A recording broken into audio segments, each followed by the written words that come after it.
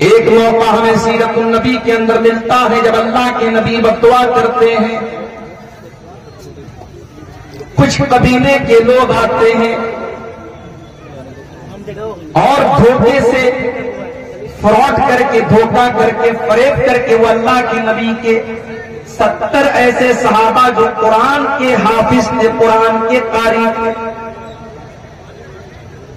उन 70 सहाबा को अपने साथ लेकर के जाते हैं और रास्ते में गद्दारी करके, फ्रॉड करके उन 70 सहाबा को शहीद करना, कत्ल करना। अल्लाह के प्यारे नबी को इतनी तकलीफ होती है, 1 महीना कंटिन्यू आप नमाज में कुनूत नाज़िला पढ़ते हैं। हर नमाज की आखिरी रकात में रुकू के बाद खड़े होकर के आप कुनूत नाज़िला पढ़ते हैं और कुनूत नाज़िला में आप उन काफिरों का नाम लेकर के, उनके कबीलों का नाम लेकर के बद्दुआ करते हैं।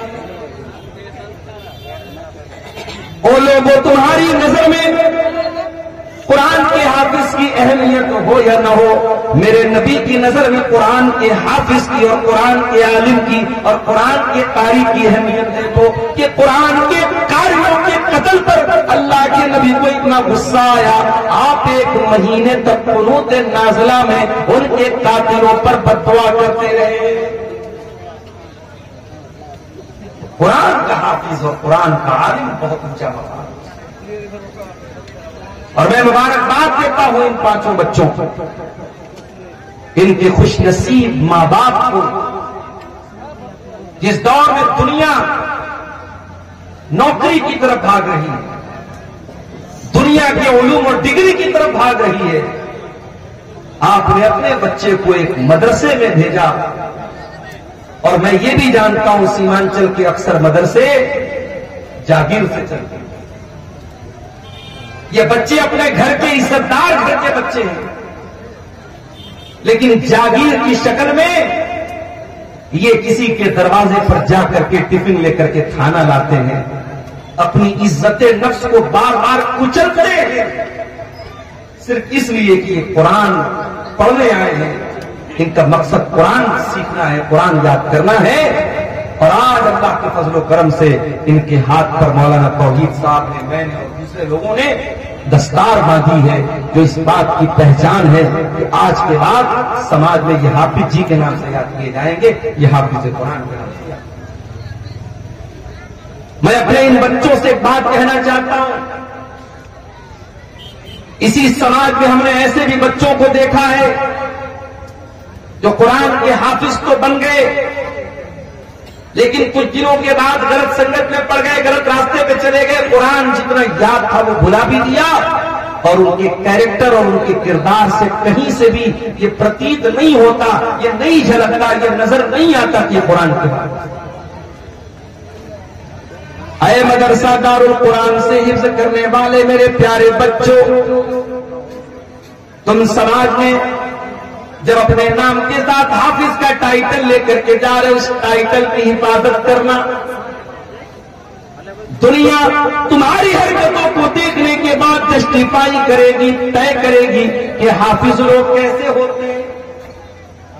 मार्केट से तुम गुजरोगे, तुम्हारे सामने बहुत सारे गलत मनाजिर भी आएंगे, गंदी चीजें भी तुम्हारे सामने ऑफर की जाएंगी, देखने को तुम्हें उकसाया जाएगा, तुम्हें आकर्षित किया जाएगा, लेकिन तुम्हारे सीने में अल्लाह का कुरान है।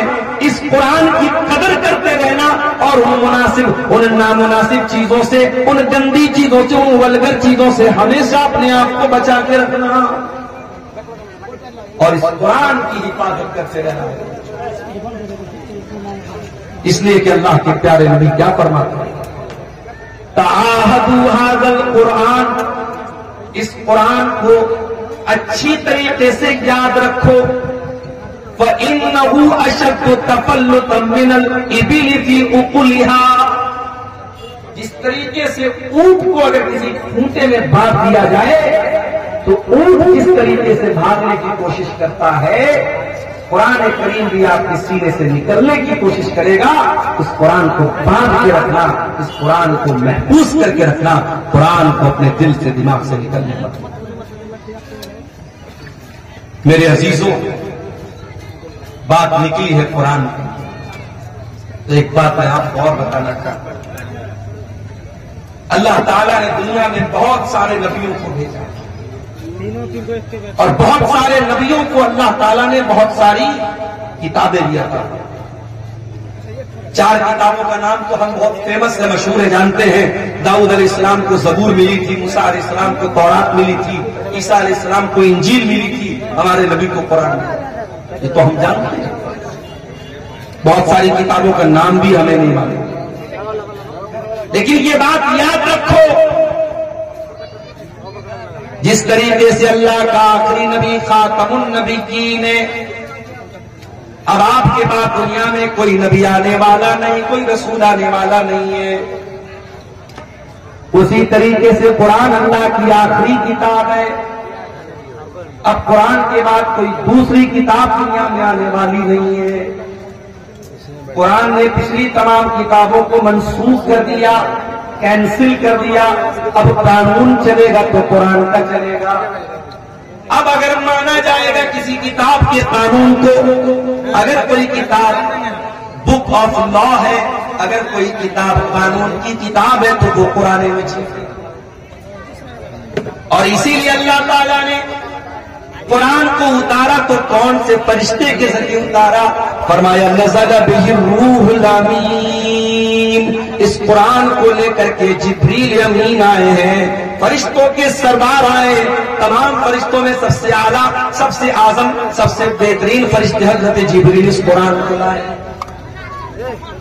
कुरान जिस हस्ती के ऊपर उतारा गया, उस हस्ती के बारे में अल्लाह कुरान में कहता है, वमा अरसलनाका इल्ला रहमतल लिल आलमीन। ऐ नबी, हमने आपको सारी कायनात के लिए रहमत बना करके भेजा।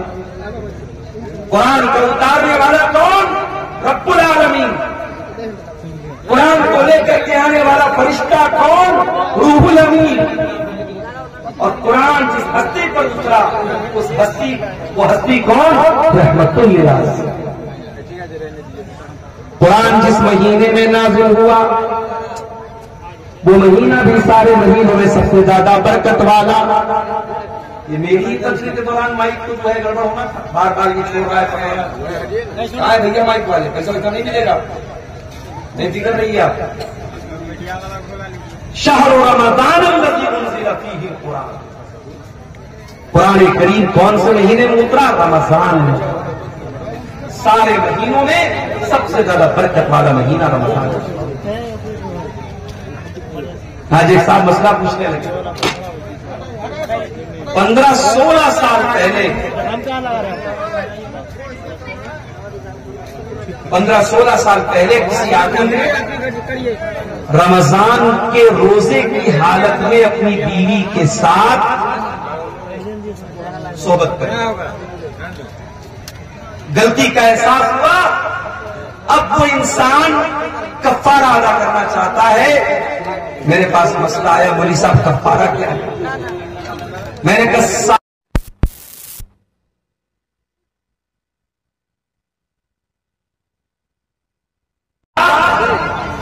तो आपको 60 रोजा रखना है कंटिन्यू, और अगर 60 रोजे की ताकत नहीं है तो 60 मिस्कीन को खाना है।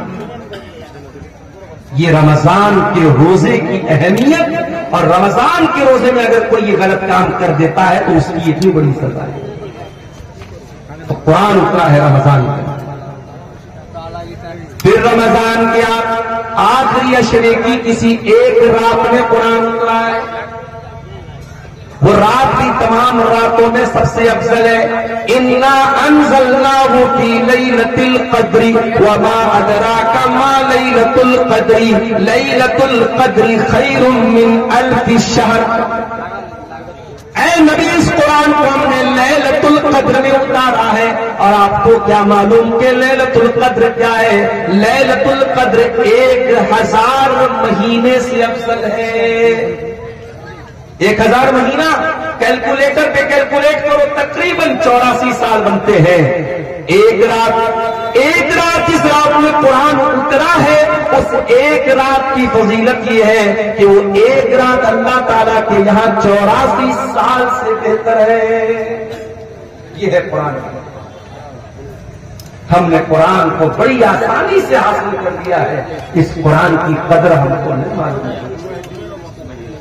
ये कुरान बहुत बड़ी दौलत है अल्लाह ताला की। ये कुरान अल्लाह ताला की बहुत बड़ी नेमत है मेरे भाइयों। ये कुरान हमें और आपको मिला है। इस कुरान की कदर करो, इस कुरान की वैल्यू को समझो, इस कुरान की कीमत को समझो। मान लीजिए हाई स्कूल और इंटर की परीक्षा देने वालों को हमारे यूपी में योगी जी टैबलेट दे रहे हैं। इंटर और बीए करने वालों को योगी जी टैबलेट दे रहे हैं। लैपटॉप दिया जा रहा है। उस टैबलेट को, उस लैपटॉप को एक स्टेट का मुख्यमंत्री दे रहा है तो उसकी बड़ी वैल्यू हो जाती है। अगर आपके मोबाइल पर मैसेज आ जाए, देश के प्राइम मिनिस्टर का मैसेज आ जाए, स्टेट के चीफ मिनिस्टर का मैसेज आ जाए और उसमें आपका नाम लिखा हो और आपको मुखातब किया गया हो, आप तो बाग हो जाएंगे, इतनी बड़ी हकीकत मेरे पास मैसेज आया। ओ लोगों, ये कुरान में तो अल्लाह का मैसेज है। ये कुरान अल्लाह ताला का लास्ट मैसेज है। ये अंतिम संदेश है जो अल्लाह ने आपको दिया है। फरमाया शाहरु रमज़ान अल्लज़ी उन्ज़िला फ़ीहिल कुरान हुदल लिन्नासि व बय्यिनातिन मिनल हुदा वल फ़ुरक़ान। ओ लोगों, ये कुरान रमजान के महीने में उतारा गया है और ये कुरान सारी मानवता के लिए गाइडेंस का काम करता है, मार्गदर्शन का काम करता है। सही क्या है, गलत क्या है, खरा क्या है, खोटा क्या है, सच्चा क्या है, झूठा क्या है, शिर्क क्या है, तौहीद क्या है, ये कुरान आपको बताएगा। वो बय्यिनातिन मिनल हुदा वल फ़ुरक़ान, ये हक और बातिल को खोल खोल के बयान करने वाली किताब है। लाओ दुनिया की कोई और, लाओ दुनिया की कोई और बताओ। डॉक्टर जाकिर नायक पड़ोसी मुल्क के दौरे पर है। एक क्रिश्चियन ने सवाल किया, डॉक्टर साहब आपने बाइबल की फला आयत पढ़ी है, आपने गलत तरीके से कोट किया है। डॉक्टर साहब ने कहा, डॉक्टर जाकिर नायक ने कहा कि अगर मैंने गलत कोट किया है आप प्रूफ लाके दे दो, मैं मान लूंगा। अपनी दूसरी तकरीर में डॉक्टर जाकिर नायक बोलते हैं कि बाइबल के इंडिया के अंदर कई हजार नुस्खे हैं और उन हजारों नुस्खों में बहुत डिफरेंस है, बहुत फर्क है, बहुत फर्क है, बहुत अंतर है। बाइबल के अलग अलग एडिशन में बहुत अंतर। दूसरी तरफ आ जाओ कुरान के अंदर, उस्मान गनी रज़ी अल्लाह तआला अन्हु कुरान पढ़ते हुए शहीद किए गए और जब वो कुरान पढ़ रहे थे उस कुरान की कॉपी के ऊपर, उस कुरान के नुस्खे के ऊपर हजरत उस्मान गनी के खून के छींटे भी पड़े। और मालूम है वो कौन सी आयत पढ़ रहे थे? ये भाई क्या हो रहा है? बार बार पलक लगा के जो भी जिसकी वजह से डिस्टर्बेंस निकाल एकदम कोई मुरब्बत नहीं निकाल दोबारा नहीं और एकदम खामोशी के साथ तकलीफ होने दीजिए। डोंट डिस्टर्ब, बिल्कुल डिस्टर्ब नहीं।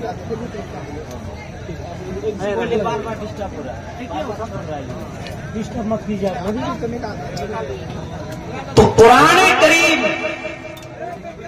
उस्मान गनी रज़ी अल्लाह तआला अन्हु कुरान की तिलावत कर रहे हैं और कुरान के जिस नुस्खे पर हजरत उस्मान गनी के खून के छींटे पड़े वो आज भी ताशकंद के म्यूजियम में वो कुरान मौजूद है। और आपको जान करके आश्चर्य होगा, हैरत होगी कि उस कुरान में और आज हमारे पास जो कुरान मौजूद है देयर इज नो डिफरेंस, कोई अंतर नहीं है, कोई कुरान का